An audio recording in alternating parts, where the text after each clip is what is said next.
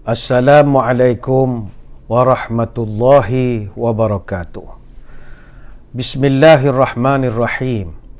Alhamdulillahi hamdan katsiran tayyiban mubarakan fihi kama yanbaghi li jalali wajhika wa li azimi sultanik. Allahumma salli ala sayyidina Muhammadin abdika wa rasulika nabiyil ummi wa ala alihi wa sahbihi wa sallim. Na'udzu bikalimatillahi tammati min syarri ma khalaq. Bismillahilladzi la yadurru ma'asmihi syai'un fil ardi wala fis sama' wa huwas sami'ul alim. Allahumma tafa'al 'anal waba' wal ghala' wal riba wal zina wal mihan wa su'al fitan ma zahara minha wa ma batan an baladina hadha khasatan wa an sairil biladil muslimina amatan ya rabbal alamin. Nawaitu ta'alluma wa ta'lim wa tadhakkura wa tadhkir wa naf'a wal intifa' wal ifadah wal istifadah wal hassa ala tamassuki bi kitabillah wa sunnati rasulih wa du'a ilal huda wa dalalah alal khair ibtigha'a wajhillah wa mardatihi wa kurbihi wa thawabihi lillahi ta'ala. Terima kasih yang berusaha saudara pengacara majlis. Yang saya hormati rakan-rakan seperjuangan warga Bank Islam Malaysia Berhad. Seterusnya yang saya raikan seluruh warga BP Petronas Acetyl Sdn Berhad, tuan-tuan guru, para alim ulama, para habaib, muslimin, muslimat, hadirin hadirat, tuan-tuan puan-puan, mudah-mudahan dirahmati Allah sekalian. Syukur kehadiran ilahi, tengah hari ini kita berada di dalam program Bicara Industri bersama Bank Islam Malaysia Berhad. Dan tajuk yang akan kita bincangkan adalah celik mata, celik hati. Saudara, Allah Subhanahu Wa Taala telah memberikan kepada kita dua alat untuk digunakan bagi melihat kebenaran dan untuk digunakan bagi kita nak menuju kepadanya. Pertama, alat yang Allah kurniakan kepada kita dinamakan basar. Basar ini penglihatan, yang mana dia merangkumi dua isi kandungan di dalamnya. Pertama, panca indera, dan yang kedua, akal. Yang kedua, alat yang Allah Ta'ala berikan kepada kita adalah basirah. Basirah ni yang kita gelarkan mata hati. Kalau panca indera, dia adalah alat untuk nak mengenal sesuatu melalui penglihatan, iaitu mata kita, melalui pendengaran, telinga kita, melalui hidu, penciuman, iaitu hidung kita, melalui sentuhan, yang ini kulit kita, dan melalui rasa, perasa, melalui lidah kita. Dan panca indera ini sangat penting untuk kita nak merasakan segala hal yang ada di dalam dunia ini, dan dengan panca indera itulah kita merasakan nikmat, kita bersyukur dan melihat kebesaran Allah. Namun panca indera ini selalunya terbatas, sehingga kadang-kadang dia menipu, dan kadang-kadang panca indera ni menggambarkan sesuatu yang tidak sebenarnya. Misalnya kita ketika melihat sebuah bas, misalnya bas bila dekat kita lihat dengan panca indera mata, saiznya begitu besar. Tapi kalau jauh, dia akan kelihatan kecil sekali. Padahal itu adalah bas yang sama. Kenapa perlu ada dua saiz yang berbeza dengan melihat panca indera yang sama? Jadi dia ada sedikit perbezaan dengan hakikat yang sebenar. Sama juga tongkat yang lurus, kalau kita masukkan dalam air yang beriak, maka tongkat itu akan kelihatan sedikit bengkok, padahal tongkat tersebut tidak membengkok. Jadi ini adalah tujuan panca indera. Satu lagi Allah kurniakan akal, satu juga alat. Jika panca indera ini adalah an-nazar ataupun pengamatan, maka akal adalah pengajaran, ad-dirasah. Dengan akal akan muncul kepandaian. Jadi akal akan mengatakan dalam contoh bas tadi, walaupun panca indera jadi bingung, kenapa dekat dia besar, jauh dia kecil. Tapi akal akan menunjukkan benar dan salah. Dia akan beritahukan kepada kita bahawa akal itu akan beritahu kepada kita bahawa bas itu jauh ataupun dekat, ukurannya tetap sahaja sama. Dan akal juga dia akan membetulkan kita mengatakan tongkat yang tadi kita masukkan ke dalam air, dia sebenarnya tetap saja lurus walaupun kononnya kita terlihat bengkok. Namun masalahnya saudara, akal ini pula walaupun dia cerdik, dia tidak selalu benar. Kerana dia mudah dipengaruhi oleh keinginan dan nafsu syahwat. Jadi panca indera dan akal sebagai satu bentuk basar, alat untuk melihat kebesaran dan nikmat, itu boleh digunakan tetapi belum cukup untuk menjamin manusia mencapai kebenaran, mencapai al-haq. Sebab itu buktinya sekarang ini kita lihat orang yang merosakkan negara kita, merosakkan syarikat kita, merosakkan bumi kita, bukan orang-orang bodoh, orang-orang pandai semua. Orang-orang cerdik, maknanya akal mereka terisi. Double degree, balik overseas, poplet, macam-macam, CGPA, power, semua cerdik. Tetapi mereka tidak sampai kepada makam kebenaran ataupun al-haq. Itu sebablah Allah Ta'ala menyediakan kepada manusia satu lagi alat untuk mengendalikan kepandaian, iaitu dia panggil basirah. Basirah ini adalah hati nurani. Basirah inilah yang menjamin penglihatan mata sama dengan penglihatan hati. Sebab itu apa makna basirah? Basirah ini dalam istilah syar'i mata hati. Ya, mata hati ini dalam istilah syarak disebut basirah. Hati kita ini dia ada mata. Ada mata. Sebab itu hati kalau tengok dalam Quran ada beberapa istilah yang berbeza.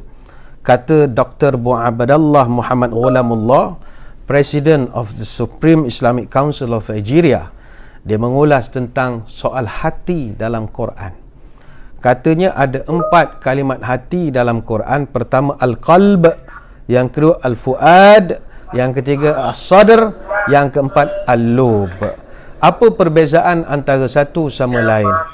Al-qalb artinya, kata beliau, adalah tempat letaknya iman. Itu qalb. Sebagaimana Allah Ta'ala ada berfirman dalam Quran, ulaika kataba fi qulubihimul iman. Allah Ta'ala menyebut dalam surah Al-Mujadalah ayat yang ke-22, mereka yang setia itu Allah telah menetapkan iman di dalam hati mereka. Qalb. Yang ini orang Melayu panggil kalbu. Kalbu. Tetapi jangan salah eja qaf dengan kaf. Kalau qalbu maknanya hati. Kalau kalbu dengan kaf itu maknanya anjing. Itu ada perbezaan. Sebab itu kalimat qalbu dengan segala bentuknya, sama ada dalam plural, singular, plural, diungkapkan dalam Quran sebanyak 132 kali dalam 126 surah. Ini yang pertama, qalb. Yang kedua, hati dalam Quran disebut fuad. Apa makna fuad? Fuad ni tempat letaknya ilmu pengetahuan.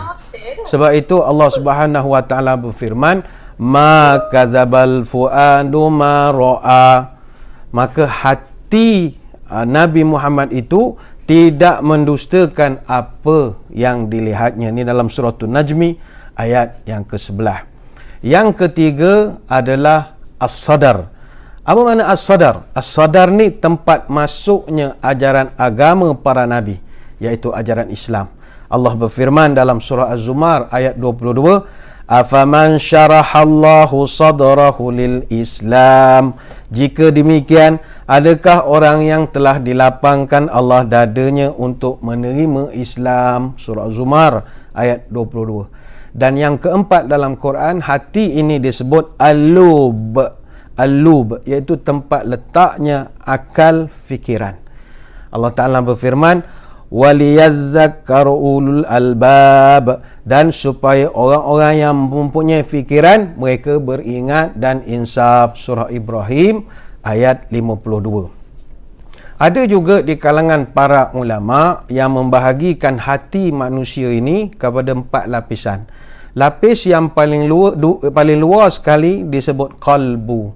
Qalbu ni lebih cenderung kepada benda-benda yang bersifat hal-hal keduniaan, qalbu. Kemudian selepas qalbu, fuad. Fuad ni dia berisikan bisikan-bisikan kelembutan hati, kasih sayang, rasa simpati dan empati. Ini fuad. Lapisan dalam lagi lapisan nur, yang mana lapisan nur ini berisikan hasrat ataupun bisikan untuk mengamalkan semua perintah Allah dan bisikan untuk menuju ketaatan kepada Allah. Dan yang keempat, sirun ataupun basirah, yang berisikan bisikan halus untuk nak mengetahui rahsia terhadap segala peristiwa yang terjadi itu, ada hikmah di sebaliknya. Jadi kesimpulan mudah, hati kita ni ada mata hati yang disebutkan sebagai nurani ataupun basirah. Sebab itu dalam Al-Quran terdapat beberapa ayat yang menyebut basirah. Salah satunya dalam surah Al-Isra ayat 72, wa man kana fi hadhihi a'ma fa huwa fil akhirati a'ma wa adallu sabila. Dan sesiapa yang berada di dunia ini dalam keadaan buta mata hatinya, maka dia juga akan buta di akhirat dan lebih sesat lagi jalannya. Dalam kitab Al-Hikam, Syekh Ibn Atha'illah As-Sakandari rahimahullah ada memberikan syarah tentang orang yang buta mata hatinya. Di dalam satu ayat Allah Ta'ala berfirman, khatamallahu ala qulubihim wa ala sam'ihim wa ala absarihim ghishawa wa lahum adzabun azim. Allah telah mengunci mati qalbu atau hati-hati mereka dan telinga-telinga mereka, dan basirah mereka ditutup, dan bagi mereka seksa yang amat berat. Surah Al-Baqarah ayat yang ke-6. Baik itu kata Syekh Ibn Atha'illah, basirah ini dia mengendalikan basar, penglihatan dan akal kita. Kalau maknanya orang tu cerdik, dia engineer, dia arkitek, dia profesional, dia doktor, tapi cerdiknya itu akan berada pada kebenaran sebab hatinya celik. Kalau dia jadi orang besar, pangkat tinggi, eksekutif, M1 dan macam-macam lagi, dia akan tidak sombong kerana mata hatinya itu hidup. Sebab itu saudara-saudari sekalian, implikasi orang yang buta hatinya, dia akan jadi degil dan juga kerah kepala. Percayalah bahawa orang yang kerah kepala ini, orang yang degil, tak dengar kata ini adalah jelmaan daripada hati yang buta dan hati yang keras. Allah Ta'ala sebut dalam Quran, thumma qasat qulubukum min ba'di dhalika fahiya kal hijarah au ashaddu qaswah. Kemudian sesudah itu hati kamu juga menjadi keras seperti batu, bahkan lebih keras lagi. Surah Al-Baqarah ayat 74. Sebab itu orang kalau sudah hati buta, tandanya bongkak, cakap bohong, suka belagak, kepada yang lemah bentak membentak, bersua lawan berair pesak, rakyat sengsara, negeri pun rosak. Hidup biarlah berjasa, mati biarlah beriman, berfikir biar berilmu, berbicara biar berbahasa, bergaul biar beradab, berakal biar berakhlak. Yang miskin jangan dihina, yang kaya usah disanjung, yang lemah jangan dipijak, yang berkuasa jangan dijulang. Orang yang celik mata, dia akan selamat daripada perkara-perkara ini. Cuma saudara-saudari sekalian, bagaimanakah kita nak tahu bahawa kita ni dah sampai, hati kita ni dah buta? Apa tanda-tandanya kita nak tahu bahawa kita ni dah buta mata hati kita? Kata para ulama, antara tanda-tanda orang yang telah buta mata hatinya adalah dia begitu berat atau begitu malas sekali melakukan ketaatan dan mengerjakan amal-amal kebajikan. Itu agak berat. Bukan sekadar dia malas, tapi sudah mula meremeh-remehkannya. Misalnya semayang, dia lakukan tapi asal-asalan. Maknanya sekadar buat, tidak ada kekhusyukan dan tidak ada kesungguhan. Itu tanda sudah buta mata hati. Wala ya'tunas salata illa wahum kusala wala yunfiquna illa wahum karihun. Orang yang buta hati ni, kata Allah Ta'ala, mereka tidak mengerjakan semayang melainkan dengan malas, dan tidak pula menafkahkan harta mereka melainkan dengan rasa enggan atau rasa tak berapa suka perbuatan itu tetapi terpaksa dibuat. Ni dalam surah At-Taubah ayat 54. Jadi ini yang pertama, orang yang tanda hatinya dah buta adalah dia sudah mula malas melakukan kebaikan dan ketaatan. Yang kedua, kata ulama, tanda orang yang hatinya sudah semakin buta adalah dia tidak lagi tersentuh oleh ayat-ayat Al-Quran dan juga nasihat-nasihat daripada orang ramai. Padahal Allah Subhanahu Wa Taala telah menitahkan supaya kita beri peringatan dengan menggunakan Al-Quran supaya manusia takut. Fadzakir bil Quran may yakhafu wa'id. Berikanlah peringatan dan nasihat dengan Quran kepada orang yang takut kepada azab, janji azabku. Surah Qaf ayat 45. Tetapi ada orang, walaupun kita dah beri penerangan, nasihat, peringatan dengan menggunakan Quran, dia tetap saja tidak tersentuh jiwanya, hatinya bila mendengar ayat-ayat tersebut. Ini tanda orang sudah buta hati, kata ulama. Yang ketiga, tanda orang sudah mula buta hati, dia sudah tidak tersentuh lagi dengan ayat-ayat kauniyah. Apa erti ayat kauniyah? Penciptaan alam. Allah Ta'ala menciptakan alam ini dengan begitu indah sekali. Ataupun Allah memberikan ujian berbentuk musibah, wabak, atau kematian orang-orang yang dia sayangi. Pelbagai momen yang Allah Ta'ala telah berikan kepada dia, tetapi dia tidak tersentuh pun dengan segala ayat-ayat kauniyah tersebut. Awala yarawna annahum yuftanuna fi kulli amin marratan aw marratain thumma la yatubuna wala hum yadhakkarun. Patutkah mereka berdegil, tidak mahu memperhatikan dan merenung bahawa mereka telah diuji dengan pelbagai bencana pada tiap-tiap tahun, sama ada satu kali atau dua kali, tapi mereka tidak juga bertaubat dan tidak mahu beringat serta insaf. Surah At-Taubah ayat 126. Contoh, Allah sedang menguji kita dengan pandemik sekarang ini. Sudah berbulan-bulan kita hidup di dalam kelaziman dan normal yang baharu. Namun disebabkan seseorang itu hatinya telah buta daripada melihat ayat kauniyah, dia menganggap apa yang berlaku ini sebagai biasa sahaja. Lantas dia masih meneruskan kehidupan atau cara hidupnya yang tidak disukai oleh agama. Dia tidak merasakan apa-apa. Dia baru saja kehilangan orang-orang yang dia sayangi. Entah ibunya, ayahnya, adik-adiknya, adik-beradik, kawan-kawan anaknya. Ialah mungkin 3-4 hari dia bersedih. Kemudian dia balik semula kepada sifatnya yang asal, degil, tidak mahu kepada agama dan pelbagai lagi.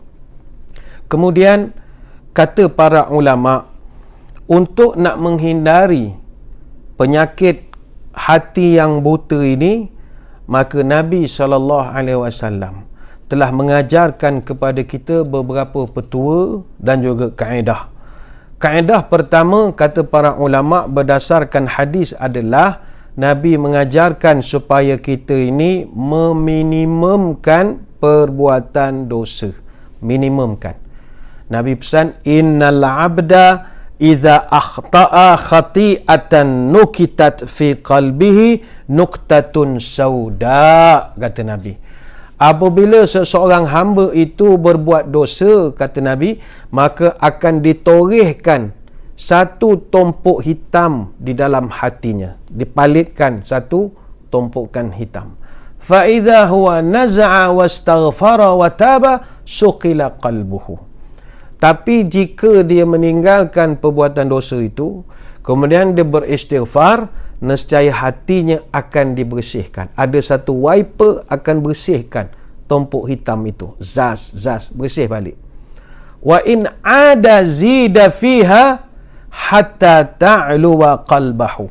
Tetapi kalau dia buat lagi dosa, maka tumpuk-tumpuk hitam ini akan terus bertambah, menebal sampai menutup hatinya. Wa huwa ranul ladzi zakarallah kalla bal rana ala qulubihim ma kanu yaksibun.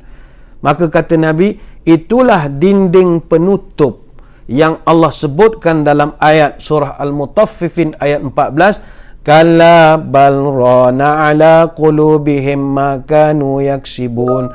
Sebenarnya bahkan mata hati mereka telah diselaputi kekotoran dosa dengan sebab perbuatan maksiat yang mereka kerjakan. Ini hadis riwayat At-Tirmizi dan Ibnu Majah. Jadi saudara, yang pertama sekali, kalau kita nak mengelakkan hati kita ini jadi buta, payah nak melihat kepada kebenaran, nombor satu, minimumkan dosa.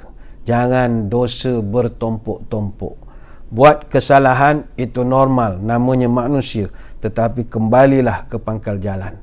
Jangan ditambah lagi, nanti hatinya gelap, kelam, tidak ada cahaya yang masuk, maka butalah hatinya. Walaupun matanya jelek tapi hatinya buta. Itu kaedah yang pertama. Kaedah yang kedua, Nabi SAW mengajarkan untuk nak celikkan mata hati ini, wujudkanlah keinsafan dalam diri dengan memandang orang-orang susah di sekeliling kita. Keliling kita sekarang ni ramai orang yang sedang menderita kesusahan. Bagi saudara-saudara kita yang kerja dengan bank Islam, yang kerja dengan BP, Petronas, Acetils, ini tak ada masalah. Bulan-bulan ada gaji, walaupun kena stay at home ke, work from home ke, kena gelang pink ke, jadi PUI ke, tetap saja gajinya jalan. Duduklah di rumah 2 minggu macam mana pakai gelang pink, nanti cukup bulan boleh cucuk duit lagi. Bayangkan orang lain yang kais pagi makan pagi, kais petang makan petang. Yang meniaga adalah kita sekarang ini dalam suasana cuaca hujan, dengan suasana banjir di pantai timur, dah susah nak berniaga, ditambah pula lagi dengan pakai gelang pink. Masya Allah, bagaimanakah kesusahan mereka. Sebab itu Nabi mengajarkan selalulah memandang kepada orang-orang yang susah ini. Antara hadis-hadis yang kita lihat Nabi mengajarkan, pertamanya adalah sering-seringlah menjenguk anak-anak yatim. Sering-seringlah menjenguk anak-anak yatim. Ada satu riwayat, atan Nabi sallallahu alaihi wasallam rajulun yashku qaswata qalbihi. Ada satu ketika, kata sahabat, ada seorang laki-laki datang jumpa Nabi. Dia mengadu, ya Rasulullah, saya rasa hati saya ni keras sikit lah ya Rasulullah. Rasa degil sikit sekarang. Bila dengar orang mengaji, dengar orang tazkirah, dengar orang nasihat, jadi nak marah. Jadi tak boleh nak mendengar nasihat-nasihat yang baik. Ni rasa keras hati ni ya Rasulullah. Maka kata Nabi, atuhibbu an yalina qalbuka wa tudriku hajatuka. Kata Nabi, beginilah, maukah kamu saya beri satu petua? Kalau kamu amalkan, nescaya hati kamu lembut dan hajat kamu Allah makbulkan. Mana doa dapat. Kata sahabat, bala ya Rasulullah. Of course, saya nak apa kepetuanya ya Rasulullah. Apa jawab Nabi? Irhamil yatim wamsah ra'sahu wa at'imhu min ta'amika yalin qalbuka wa tudrik hajataka. Kata Nabi, mudah saja. Sayangilah anak-anak yatim. Usaplah kepalanya. Berikanlah mereka makanan dari makananmu. Nescaya akan melembutkan hatimu dan melapangkan rezekimu. Hadis riwayat At-Tabrani. Baik itu kita menyeru kepada seluruh rakan-rakan kita di luar sana, khususnya rakan-rakan kita di BP Petronas Acetyls, rakan-rakan di Bank Islam. Kalau kita ada persatuan kelab kebajikan pekerja, semua ada persatuan-persatuan ini, mari kita seng-sengkan lengan baju, turun padang. Bantulah kepada anak-anak yatim sekarang yang sedang memerlukan. Dulu rumah jagaan anak-anak yatim ini sering mendapat bantuan dana daripada banyak pihak. Tapi sekarang ini zaman susah. Ramai daripada kita pun tak mampu nak menyantuni orang lain dalam keadaan kita pun tengah sesak juga sekarang ini. Jadi marilah kita yang ada sedikit kelebihan rezeki ini kumpul-kumpul sedikit sebanyak pergi bantu. Tak perlulah ni nanti nak buka sekolah awal tahun depan, kita bantulah back to school program, berikan beg kepada mereka, berikan bantuan kupon makanan, hantarkanlah bantuan-bantuan. Ini boleh melembutkan hati. Hati kita jadi cerah, jadi mata terang hati kita. Itu yang pertama. Yang kedua, Nabi SAW mengajarkan adalah sering-seringlah ziarah kubur. Kata Anas bin Malik radhiyallahu anhu, kuntu nahaitukum an ziyaratil kubur ala fazuruha fa innahu yariqul qalba wa tadma'ul 'aina wa tudzakkirul akhirah. Kata Anas bin Malik radhiyallahu anhu, Nabi pernah bercerita, Nabi pernah mengatakan, dulu saya larang kamu ziarah kubur, tapi sekarang kata Nabi ziarahlah, sebab sesungguhnya dengan menziarahi kubur dia akan melembutkan hati, dia boleh menitiskan air mata dan boleh mengingatkan kepada hari kiamat. Hadis riwayat Al-Hakim. Jadi selalu ziarah kubur. Ini juga program yang boleh kita laksanakan. Kelab kebajikan persatuan kita ataupun kita secara personal, pergilah ziarah kubur. Sekarang ni kubur, kecuali di beberapa negeri tertentu, itu memang cantik betul. Pusara abadinya itu dia buat macam bentuk taman, begitu cantik. Tetapi di setengah tempat yang lain, kubur masih lagi tempat yang menakutkan suasananya itu ya. Kalau dapat kita bantu, gotong royong, bersihkan. Kita ada NGO, CSR kita, bantulah buat pondok wakaf satu. Dengan kita pergi ziarah kubur, menengok apa agaknya sedang terjadi orang di bawah sana, dia mendatangkan kelembutan hati dan kita lebih nampak mata hati kita selepas daripada rasa insaf dengan memandang kebesaran Allah. Itu yang kedua, seringlah ziarah kubur. Yang ketiga, Nabi SAW berpesan, kalau nak hati ni jadi celik, boleh nampak terang mata hati kita ini, Nabi pesan, kurangkan 3 perkara. Pertama, kurangkan makan. Yang kedua, kurangkan tidur. Yang ketiga, kurangkanlah berehat. 3 perkara ini. Salasatun turisu qaswatal qalbi, hubbun naumi, wa hubbur rahati, wa hubbul akli. 3 perkara yang boleh menyebabkan keras hati kita ini. Pertama, suka membuta, tidur saja kerjanya. Hatta tengah mendengar ceramah, jemputan virtual talk, celik mata, hati tenang pun, tidur juga dah setengah jam ni, sempat lagi dia terlelap. Dia memang suka tidur. Kecuali dia ada penyakit, itu cerita lain. Tapi ada orang memang dia suka tidur. Dan yang kedua, kata Nabi, hubbur rahah, jangan terlalu suka berehat. Bukannya tidak boleh bersantai dan berehat, jangan terlalu suka berehat. Yang ketiga, wa hubbul akli, ini kurangkan mencekik. Nabi pesan, makan ni mesti mau jaga.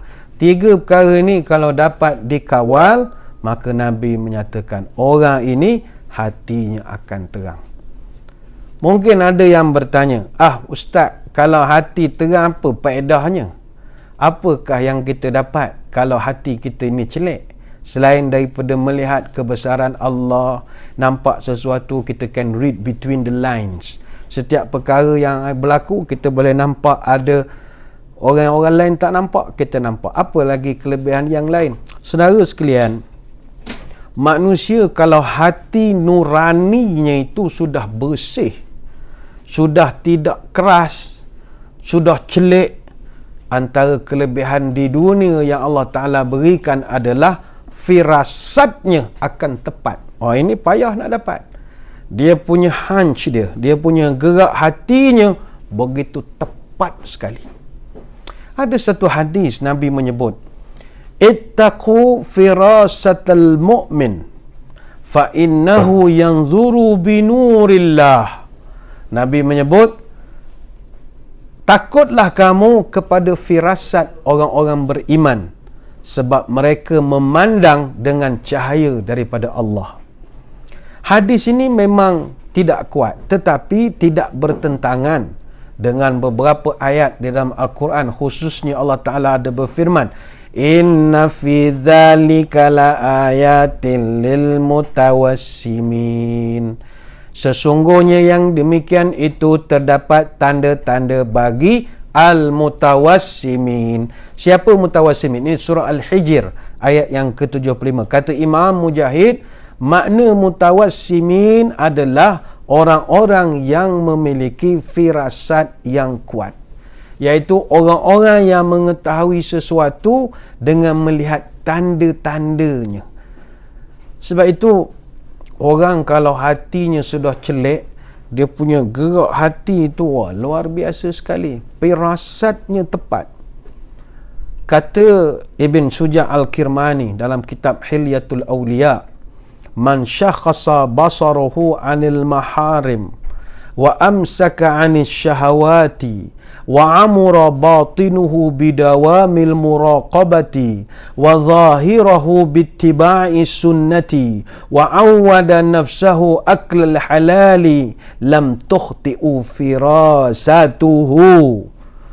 Kata Ibn Suja' Al-Kirmani, siapa-siapa yang jaga pandangannya daripada menengok benda tidak senonoh, yang kedua menahan nafsunya daripada kehendak yang macam-macam, yang ketiga sentiasa mengurus hatinya supaya dia pastikan dekat selalu dengan Allah, yang keempat sentiasa istiqamah mengamalkan sunnah Nabi, yang kelima menjaga memakan benda-benda yang halal saja.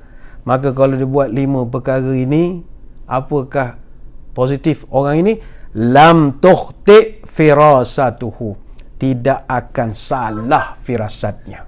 Firasatnya tidak akan salah, kata ulama. Sebab itu sangat mustahak kita bila hati sudah terang, hati yang celik, gerak hati kita begitu tepat sekali. Macam kita sekarang ada gerak hati, tapi gerak hati kita mengarut. Nak gerak hati macam mana? Subuh 7.30, gerak hati tak betul. Dia tengok suami dia bersiap, dia sangka buruk. Ni suami nak pergi mengorat. Gerak hati, tapi itu bisikan syaitan. Tapi kalau orang yang terang hati, celik mata hati, dia punya gerak hati tepat. Allah izinkan.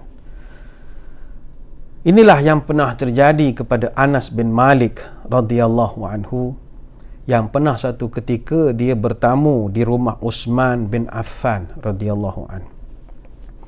Jadi ketika Uthman melihat dia, Uthman pun mengatakan, wahai Anas, aku melihat pada mata kamu tadi telah berzina. Aku melihat matamu tadi telah berzina. Aku melihat matamu tadi telah berzina. Anas bin Malik terkejut. Rupanya Anas bin Malik sebelum masuk ke rumah tadi, dia ternampak wanita yang bukan mahramnya. Dia ternampak wanita yang comel agaknya. Bukanlah orang tu berpakaian tidak senonoh. Dia terpandang saja. Tapi Uthman bin Affan radhiyallahu anhu, firasatnya tepat. Betul tak engkau tengok benda tu tadi? Betul.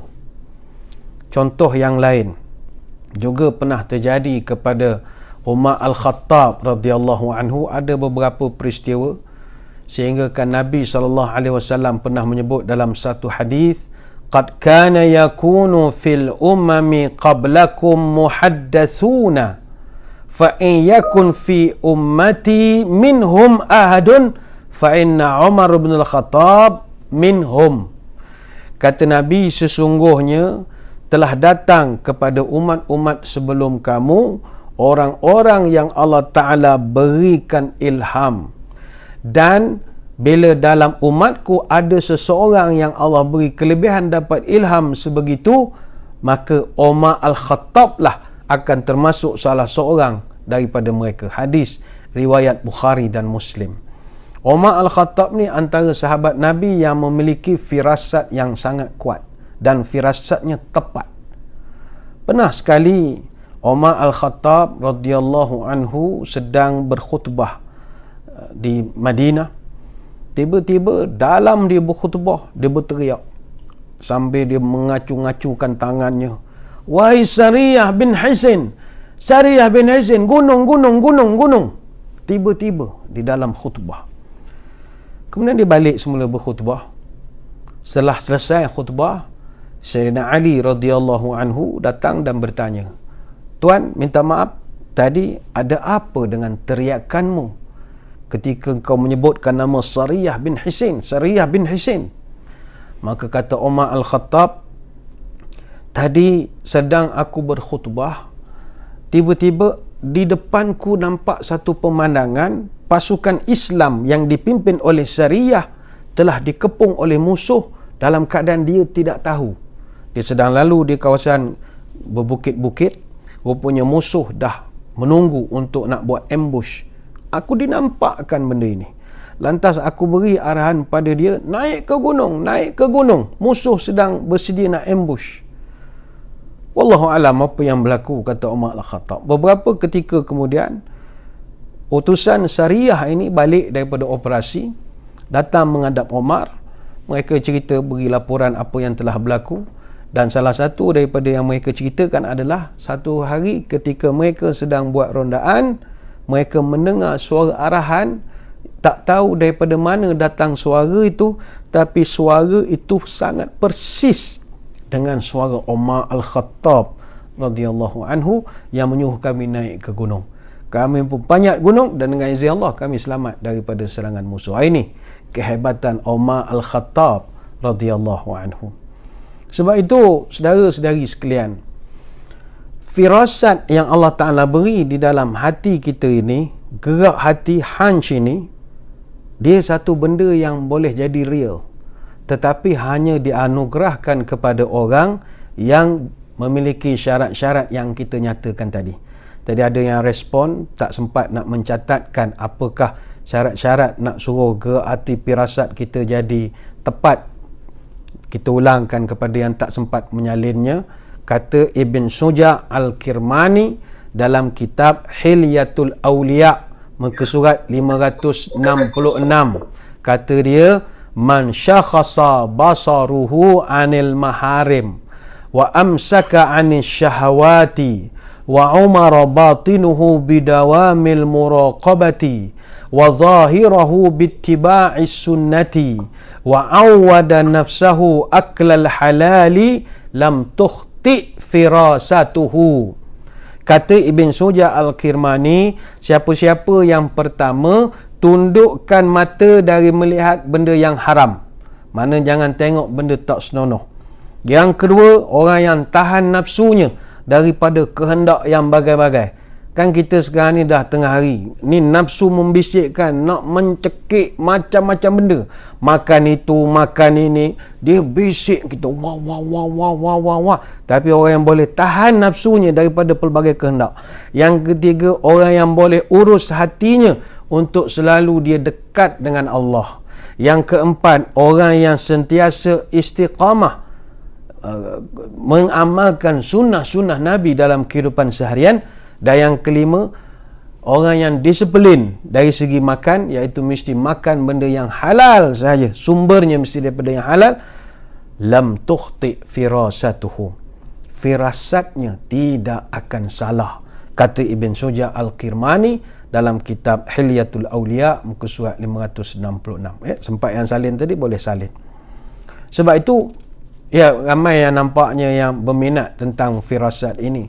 Dia firasat ini, saudara-saudari sekalian, ada yang Allah Ta'ala berikan kepada kita hasil daripada kita mempelajari pengalaman-pengalaman yang pernah terjadi. Itu pun firasatnya tepat.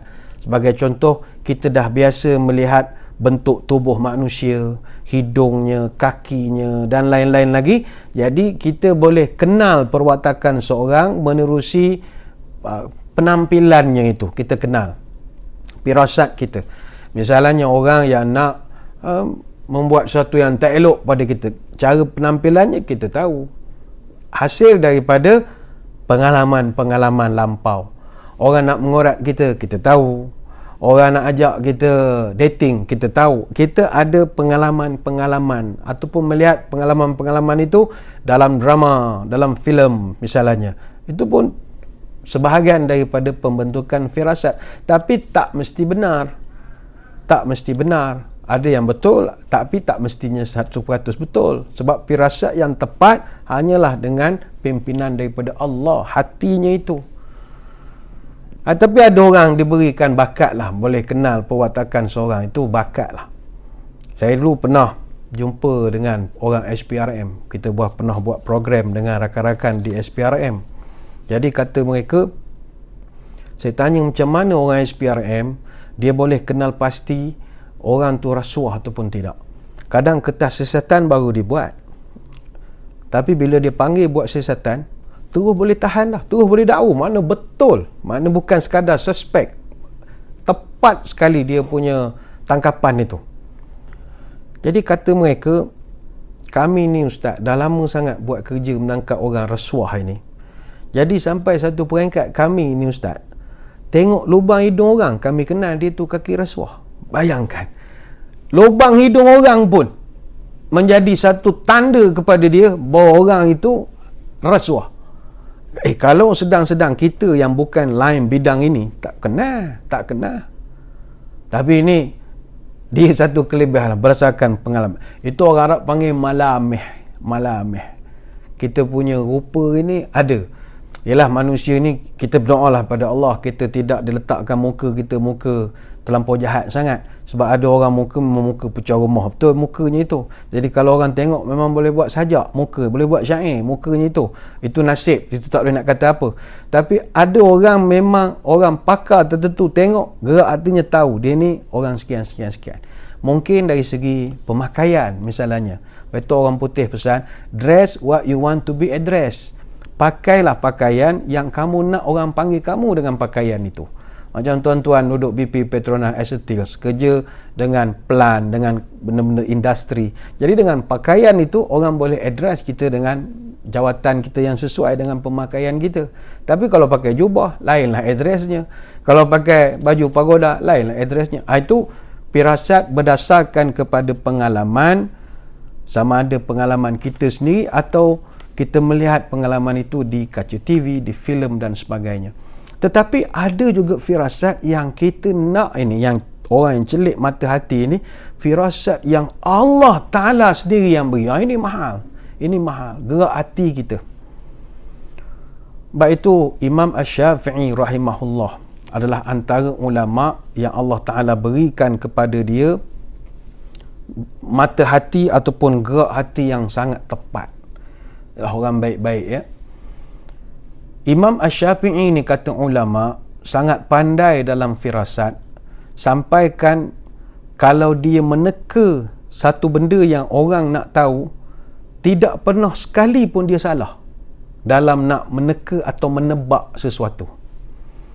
Pernah ada satu orang wanita, ketika itu Imam Asy-Syafi'i sedang mengajar fiqh, ramai anak murid dia lah. Belakang sana muslimat. Jadi dia kalau ada orang nak tanya soalan tu, dia izinkanlah siapa-siapa nak tanya soalan, silakan.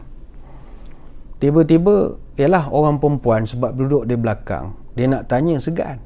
Nak tanya pula soalan-soalan yang melibatkan biologi wanita, malulah dia orang. Jadi wanita ini dia jenis berani, dia nak juga bertanya tapi segan.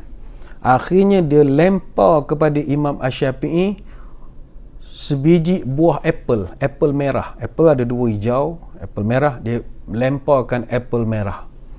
Dia baling pada Imam Syafi'i. Imam Syafi'i tangkap.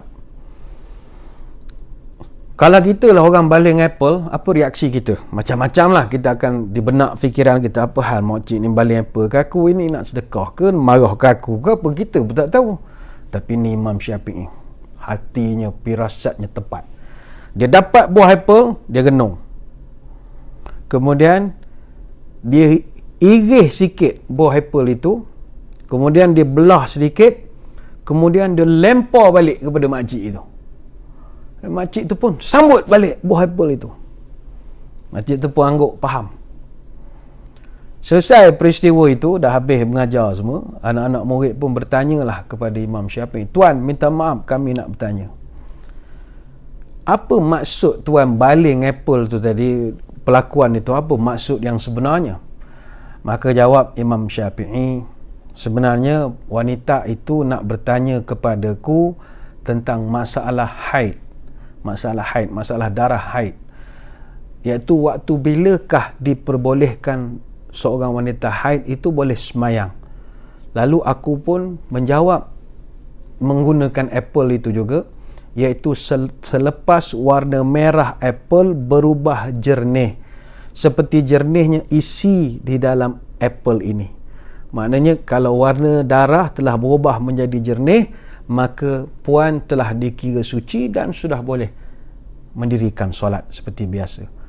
Bayangkanlah tuan-tuan, macam mana Imam Asy-Syafi'i rahimahullah memiliki kepahaman yang sebegitu. Ini kita sebut sebagai firasat, gerak hati.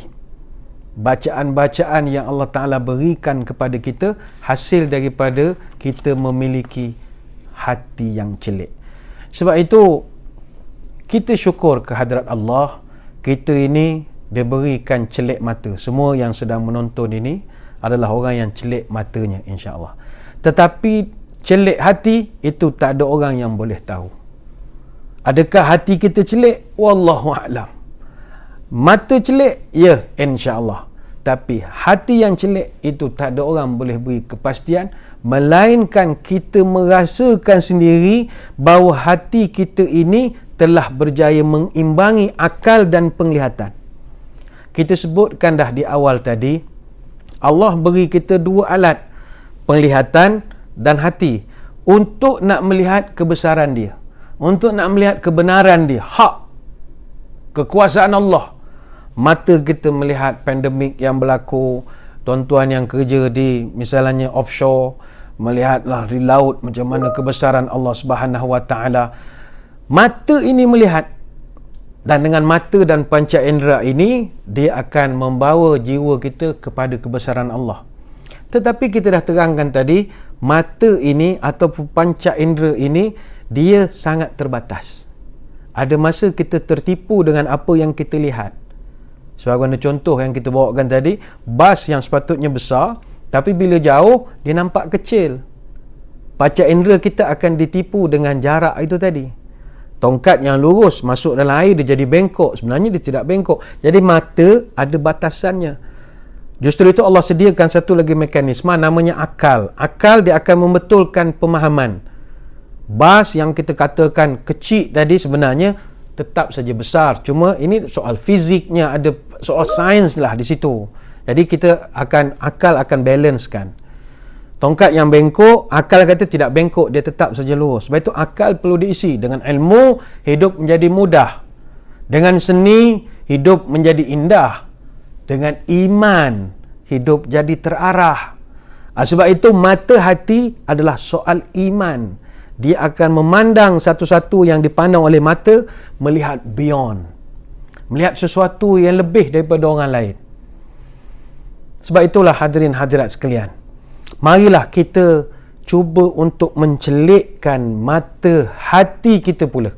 Selepas mata kita alhamdulillah celik, yang berabun pun telah berjaya spekkan matanya itu pakai kacamata, alhamdulillah. Tapi kalau hati ini belum celik lagi, maka selama itulah kita akan mudah dipengaruhi oleh keinginan dan nafsu syahwat. Segala bisikan nafsu, segala kehendak-kehendak yang dibisikkan oleh nafsu syahwat ini kita akan cuba nak memenuhi, sebab mata hati kita tidak lepas. Sebab itu kalau orang itu dah sampai mata hatinya celik, ma kadzabal fuadu ma ra'a, sebagaimana hati Nabi Muhammad sallallahu alaihi wasallam tidak pernah dusta apa yang dilihat oleh matanya.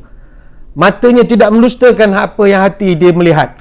Afaman syarahallahu sadru lil Islam, tidakkah engkau melihat orang yang telah dilapangkan oleh Allah hatinya untuk menerima agama ini di dalam hati. Dalam surah Az-Zumar ayat 22. Begitu juga waliyadzakkaru ulul albab, maka hati yang celik ini orang akan menjadikan dia mempunyai fikiran, dia jadi lebih beringat dan dia jadi lebih insaf. Marilah kita datangkan satu kesedaran untuk mendapatkan basirah. Cuma berbeza, baru-baru ni ada satu orang penyanyi tersohor tanah air, dia buat satu lagu khas untuk frontliner kita, tapi dia gunakan basyirah. Basyir dengan basirah itu berbeza. Basyirah itu maknanya khabar gembira, good news. Tapi kalau basirah ini adalah mata hati kita.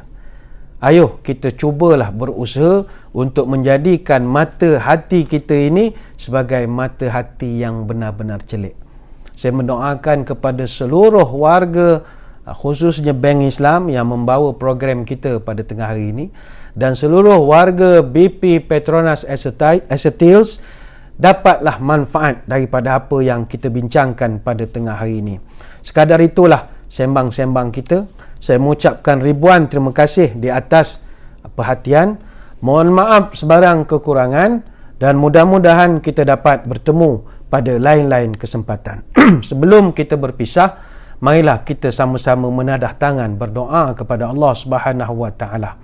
Moga-moga Allah Taala memelihara tanah air kita ini khususnya, memelihara negeri kita yang tercinta, memelihara tempat kita mencari rezeki ini daripada sebarang musibah, wabak, pandemik yang sedang melanda. Kita berharap supaya Allah Taala memelihara kita sebagaimana Allah Taala memelihara Nabi Ibrahim alaihissalam, yang tatkala dicampakkan ke dalam api yang begitu besar, benda-benda lain terbakar kecuali Nabi Ibrahim. Peristiwa Nabi Ibrahim ni pelajaran untuk kita bahawa Allah Ta'ala tidak memadamkan api, tetapi Allah Ta'ala menyelamatkan Ibrahim dari bakaran api. Maka kita berdoa juga kepada Allah, moga dalam suasana pandemik ini, andai kata pandemik ini tidak berkesudahan, tapi Allah Ta'ala jaga dan peliharalah kita dalam suasana bakaran pandemik ini. Mari kita sama-sama berdoa, moga majlis kita diberkati ilahi. A'udzu billahi minasyaitonir rajim. Bismillahirrahmanirrahim. Allahumma arzuq baladana khasatan wa sa'ira biladil muslimina amatan as-sakha wan nama war rakha. Wafadha bihifzika min kulli makruh ya rabbal alamin. Allahumma inna na'udzubika minal baras wal junun wal judham wa min sayyi'il asqam wa na'udzu bikalimatillahi tammati min syarri ma khalaq. Ya kafi ya syafi ya wafi ya hamid ya majid, idfa' anna kulla ta'bi syadid waqfina minal haddi wal hadid wal maradi syadid wakshif anna minal bala ma la yakshifuhu ghairuka. Allahumma inna nastaghfiruka innaka kunta ghaffara. Tahassanna bizil izzati wa atasamna birabbil malakut wa tawakkalna alal hayyil ladzi la yamut. Allahumma asrif an wilayah hadhihi wa Malaysia wa sa'iril biladil muslimin al hadzal waba wa qina syarrid da wa najjina min jami'in anwa'il bala bilutfika ya latif innaka ala kulli syai'in qadir. Subhanakallahumma wa bihamdika nashhadu an la ilaha illa anta nastaghfiruka wa natubu ilaik. Wa sallallahu ala sayyidina Muhammadin wa ala alihi wa sahbihi wa baraka wa sallam walhamdulillahi rabbil alamin. Sekadar itu, wabillahi taufik wal hidayah. Wassalamualaikum warahmatullahi wabarakatuh.